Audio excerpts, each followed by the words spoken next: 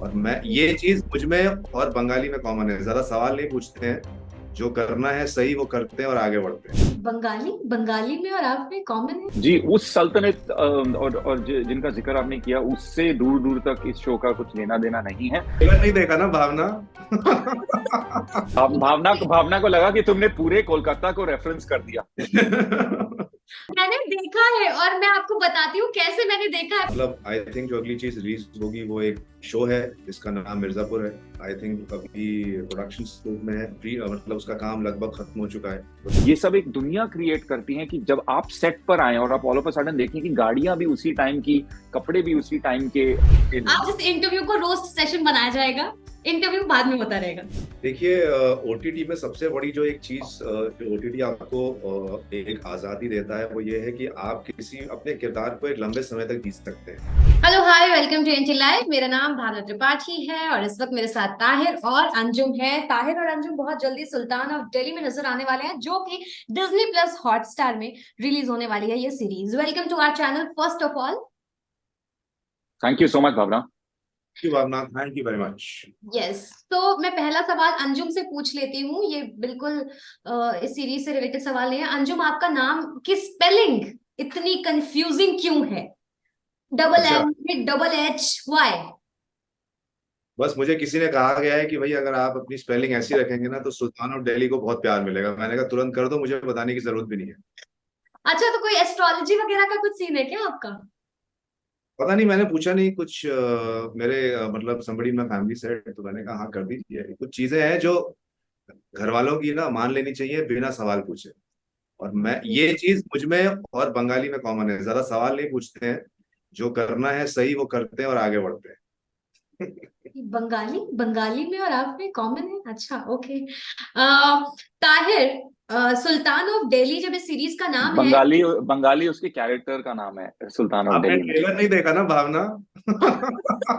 मैंने देखा है और मैं आपको बताती हूँ कैसे मैंने देखा है, पर मुझे नाम नहीं याद रहा। मैं बताती हूँ कैसे। आप आपका लास्ट। भावना को लगा कि तुमने पूरे कोलकाता को रेफरेंस कर दिया।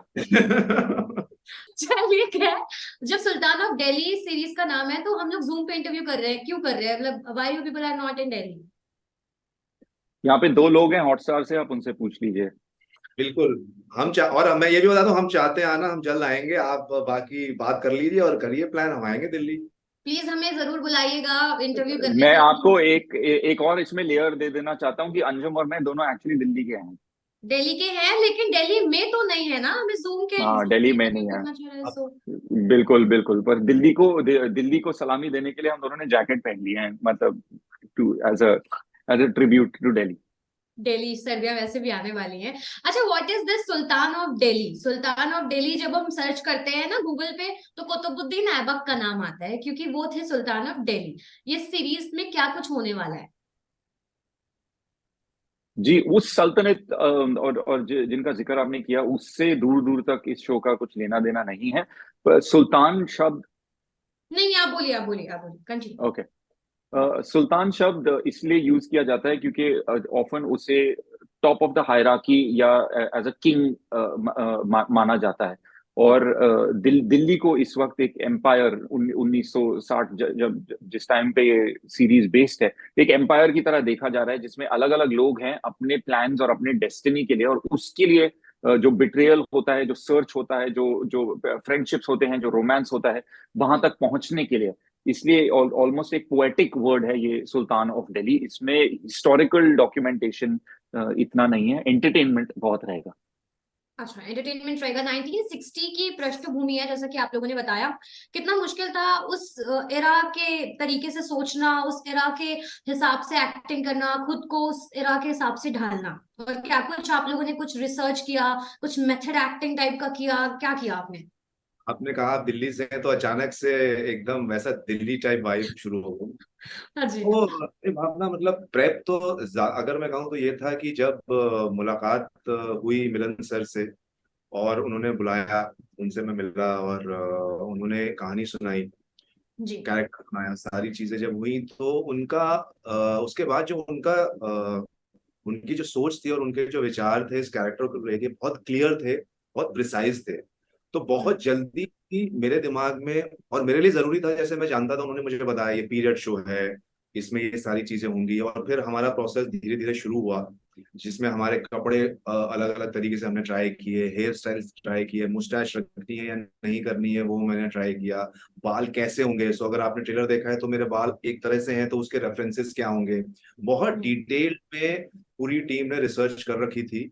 तो कहीं ना कहीं इस बात का मुझे यकीन हो गया कि एक जो ओवरऑल एक्सटर्नल लुक है वो काफी सेट हो जाएगा, क्योंकि आप जिन लोगों के साथ काम कर रहे हैं वो अपने काम में बहुत माहिर हैं। हम्म। अब बस चैलेंज मेरे लिए ये था कि मैं उस किरदार की सोच को कैसे अपनाऊं, कि वो सोचता कैसे है, अगर वो किसी सिचुएशन में है तो उसके लिए क्या चॉइसेस होंगे, जो कि वो चॉइस लेगा और वही तय करेगा कि उसकी आगे की जिंदगी कैसी होगी। तो ये सारी चीजें मेरे लिए जरूरी था कि वो मेरे दिमाग में बैठ जाए। तो वो मेनली मिलन सर से बातचीत करने के बाद, और फिर मेरा खुद का जैसे मैं ये मानता हूँ कि आपको जो भी चीज चाहिए अपनी प्रिपरेशन के लिए, जो भी आपका मेथड है, वो सब कुछ अवेलेबल होता है स्क्रिप्ट में। स्क्रिप्ट के बाहर कुछ नहीं है, क्योंकि अच्छा। जो भी चीज ऑडियंस भी देखेगी या कोई भी देखेगा वो सब चीजें स्क्रिप्ट के दायरे में ही होने वाला है। तो इसीलिए आप बार बार उसमें पढ़ते रहते हैं तो आपको चीजें मिलती रहती हैं, कि एक सीन आपने पढ़ा कि अर्जुन के साथ ताहिर के साथ आपका सीन ये है, इसमें आप ये बातें कर रहे हैं, उसके बाद 4 सीन बाद आप इस तरह की इस तरह की सिचुएशन में है, तो आपको समझ में आता है कि ये यहाँ से लेके वहां तक जो एक बदलाव आया वो किस वजह से आया होगा, वो सारी चीजें आप ढूंढने लगते हैं। तो धीरे धीरे धीरे धीरे वो जो एक स्ट्रक्चर, एक कार्डबोर्ड होता है, एक कटआउट, वो इंसान के रूप में दिखने लगता है, और फिर आप उसका उसमें अपना एक सोल, अपना एसेंस, अपनी सोच डालते हैं, तो वो एक जीता जागता इंसान बन जाता है, जिसे हम कहते हैं humanising with the character. Okay. बहुत बहुत भारी शब्दों का इस्तेमाल कर लिया इन्होंने। ताहिर, आपका क्या कहना है इस पे? क्योंकि वही मेरा सवाल होगा कि 1960s में जाकर के आपके पास फोन्स नहीं, फोन्स तो खैर बहुत मतलब बाद की चीज मैंने बता दी, पर बहुत सारी ऐसी चीजें होंगी जिनके लिए बोला गया होगा कि आपको इस पे स्टिक रहना है, ऐसे वर्ड्स इस्तेमाल करने हैं, क्या कुछ ऐसा कुछ हुआ है क्या? जी, जिस तरह के शब्द इस्तेमाल करने हैं वो तो स्क्रिप्ट में रहते हैं, पर बहुत सारी ऐसी चीजें हैं, जैसे अगर मैनरिज्म्स हो गई, जिस तरह आप बात करते वक्त अगर हाथों का इस्तेमाल करते हैं, जो कि हम एवरीडे टेक फॉर ग्रांटेड करते हैं ऐसी चीजों को, पर ये बहुत मॉडर्न जेस्चर्स हैं जो अवॉइड करी जाती हैं। चलने का तरीका, एक तरीका होता था, जैसे लोग अपने आप को कैरी किया करते थे, खासकर कि जिस लाइन में दिखाए गए हैं सुल्तान ऑफ दिल्ली में 1960s में, तो उस तरह का बॉडी पोस्चर जो रहता है, उस तरह की एक टोनैलिटी, एक वॉइस को समझना। दूसरी बात, एक बहुत बड़ा हिस्सा है मिलन लूथरिया की पिक्चरों का, वो है उनका फैशन और उनका स्टाइल और उनका अंदाज। तो उस तरह के कॉस्ट्यूम्स, क्योंकि एक्शन हैवी था, तो उन कॉस्ट्यूम्स में आपकी बॉडी कैसे रिएक्ट करती है, ये सुनने में छोटी बात लगती है, पर आपका हेयर स्टाइल किस किस तरह का होगा, ऑडियंस झट से पकड़ लेती है कि क्या ये हेयर स्टाइल मॉडर्न डे का है या उस समय का है। इस सब को पकड़ के देन ऑफ कोर्स हमारे पास विष्णु राव की सिनेमाटोग्राफी है, एंड जिया एन मलिका जिन्होंने कॉस्ट्यूम्स किया, ये सब एक दुनिया क्रिएट करती हैं कि जब आप सेट पर आए और आप ऑल ऑफ अ सडन देखें कि गाड़ियां भी उसी टाइम की, कपड़े भी उसी टाइम के, जब आप कमरों में एंटर करते हैं तो सारी जो चीजें हैं, टेलीफोन भी हो तो पुराने जमाने वाला, तो ऑटोमेटिकली आपका मन जो है वो एक टाइम टाइम ट्रैवल कर लेता है, उसी दुनिया को पकड़ के रखने से एक कैरेक्टर बनता है।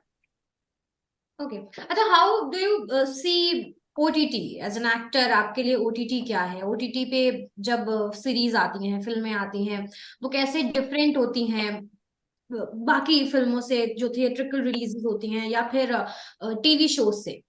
या एज एन एक्टर ओटीटी आपको ज्यादा फ्रीडम देता है एक्टिंग का? आपके कैरेक्टर में बहुत सारे शेड्स होते हैं, क्या कुछ है? देखिए, ओटीटी में सबसे बड़ी जो एक चीज जो ओटीटी आपको एक आजादी देता है वो ये है कि आप किसी अपने किरदार को एक लंबे समय तक जी सकते हैं, आप बहुत डिटेल्ड में देखते हैं चीजों को। हम्म। जैसे फिल्म में अगर आप पॉइंट ए से पॉइंट बी तक जा रहे हैं तो आप एक बीट में पहुंच गए, लेकिन ओटीटी में वही कैरेक्टर शायद 4 बीट्स में पहुंचेगा। तो एज एन एक्टर आपके पास एक अपॉर्चुनिटी होती है कि आप और डिटेल में जाके उसकी उसकी लेयर्स को, परतों को खोलें, जैसे आप प्याज की परत खोलते हैं। तो ये चीजें सबसे पहले आई थिंक एक एक्टर के लिए सबसे बड़ी एक अपॉर्चुनिटी होती है। और वो चैलेंज भी होता है बिकॉज कई बार आपको उतना विश्वास और उतना काम करना पड़ता है कि आपकी वो जो इतनी डिटेल में चीजें हैं वो बीच की कोई भी कड़ी ढीली ना पड़ जाए। तो आपको उन सबको बहुत ही समझ के कि अच्छा यहाँ से हम शुरुआत करेंगे, फिर ये यहाँ पहुंचेगा, फिर ये यहाँ जाएगा, फिर ऐसा ये चीजें होंगी। तो वो एक इंटरेस्टिंग चीज होती है।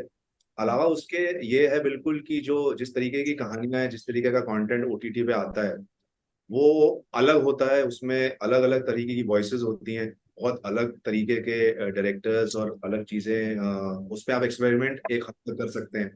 हम्म।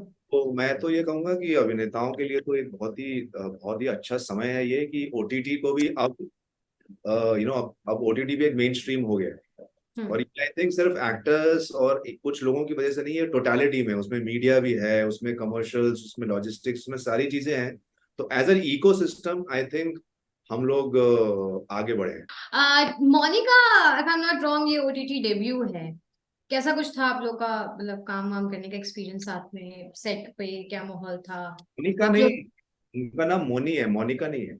मौनी ही बोला है मैंने, अंजुम मोनिका। का नाम मोनिका। ओ, टीवी ओटीटी डेब्यू है शायद, ये मौनी वापस से काम आएगा ही आएगा। तो मौनी शायद इस सीरीज से टीवी ओटीटी डेब्यू कर रही है। कैसा था आप लोगों का एक्सपीरियंस आपका काम करने का सेट का? 1960 वाले जोन में ही रहते थे या फिर वापस जैसे ही आपका पैकअप होता था या सीन कट होता था, ब्रेक होता था, तो फिर वापस आ जाते थे 2023 में? मोनी ये खुद कहती हैं कि I think she is born in the wrong time. It's one of the things that she used to keep saying that वो एक्चुअली 1960s की ही हैं, जिस तरह का फैशन उन्हें पसंद है, and the kind of music that she listens to, the kind of books that she enjoys, and she just brings a very light-hearted, fun, energetic vibe to set, and also that sense of glamour, and उनका किरदार भी उसी तरह का था। वो एक dancer play कर रही हैं, जैसे कि आपने ट्रेलर में देखा होगा। And so it would just be a complete, मतलब जैसे कहते हैं ना, एक एनर्जी बदल जाती थी सेट की जब वो आते थे।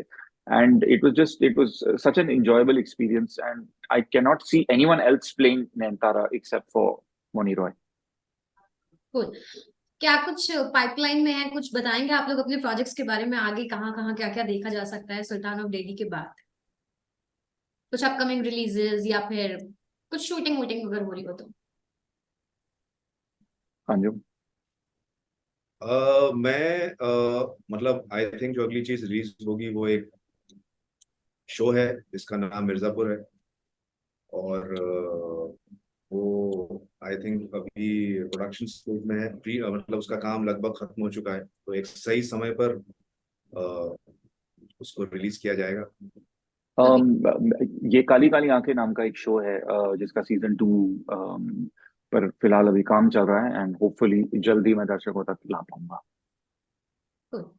थैंक यू सो मच हमसे बात करने के लिए। सुल्तान ऑफ डेली 13 अक्टूबर को रिलीज हो रही है, तो all the very best for that.